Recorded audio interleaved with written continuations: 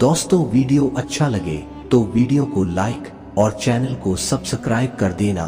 तो वीडियो शुरू करते हैं। उज्जैन के कामरू देश की तांत्रिक विद्या सीखकर एक तांत्रिक जिसका नाम दोसालिया वादी था, वो देवताओं को लूटने लगा। किसी के घर में माता हो तो ले जाता, किसके करंडिया में माता हो तो ले जाता। वो घूमते घूमते झालावाड़ आया। दोस्तों ये बात उस समय की है जब अपने बाप दादा बैल गाड़ी चलते थे और माता जी के करंडिये नीचे रखते थे। इस तरफ दोसालिया वादी झालावाड़ में आ गया था। झालावाड़ के अंदर सायला नाम का गांव आता है और सायला के अंदर एक बूढ़ा आदमी पेटिया और उसकी पत्नी पूजनी दुबले पतले बैलगाड़ी लेके रात रहे। और रात के 1 बजे किसी ने पूछा कि पेटिया तेरी गाड़ी के नीचे करंडिया है, इसमें तू किस देवी को ले जा रहा है? दुबले पतले पेटिये ने कहा कि मैं मेरी माँ मेलडी को ले जा रहा हूँ। उस गांव के आदमी ने बस इतना कहा, पेटिया तू और तेरी पत्नी तेरी मेलडी के साथ जितना भाग सको उतना दूर भाग जाओ।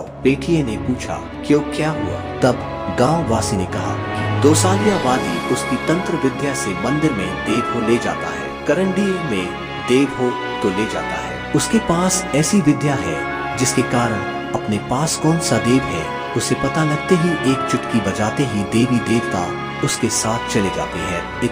इतना सुनते ही वह दोनों तो वहां से अपने दुबले पतले बैलगाड़ी के साथ अपनी माँ मेलडी को लेकर निकल गए। उस समय रात के 1 बजे थे। वह दोनों भागते भागते एक गांव से दूसरे गांव भागी रहा था और उसकी गाड़ी के नीचे माँ मेलडी का मंदिर है।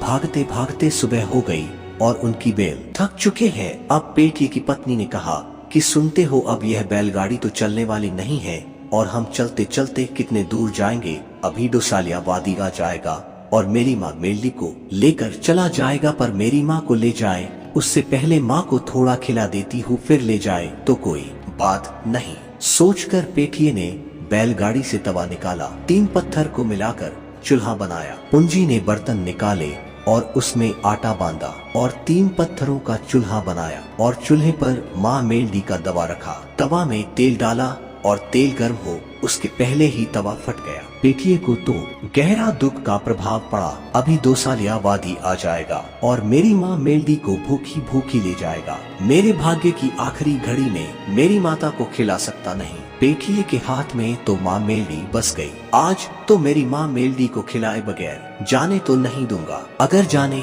दूंगा तो मेरी भक्ति लज्जित होगी। फिर तो पेटिये ने तो चूल्हे पर 2 पैर रखे और फूटे हुए तवे को दबा रखा। इस तरफ पूड़ियाँ तली और दूसरी तरफ दोसालिया वादी आकर खड़ा रहा और उसने कहा कि पेटिया तुझे यूं था ना कि तेरी मेलडी को तू लेकर भाग जाएगा, कितना दूर जाएगा, दिखा पेटिया तेरी देवी दिखा। फिर मिट्टी की धुपेलिये में अंगारा डालकर और पेटिये ने 2 हाथ जोड़कर दोसालिया वादी को बस इतना कहा कि भाई मेरी देवी तुझे चाहिए हो, माँ तू थोड़ी देर रुक जा, यह तवा मेरी बेबी को खिला दूं, फिर तो मैं इस करंडिये में मेरी मेलडी बैठी है, इसके बाद तू ले जा। फिर तो उसने मिट्टी के धुपेलिये में गुकर धूप डाला और मेलडी को ढूप दिया। फिर दोनों हाथ से धुपेलिया ऊंचा किया और तब उसके मन में एक बात आई कि माँ आज तक मुझे यूं था कि मैं गरीब हूँ, पर इतना विश्वास था कि तू मेरी देवी कमजोर नहीं है। माँ मैं तो गरीब हूँ, मेरे पास जो कुछ था वो इन हाथ में रखा है।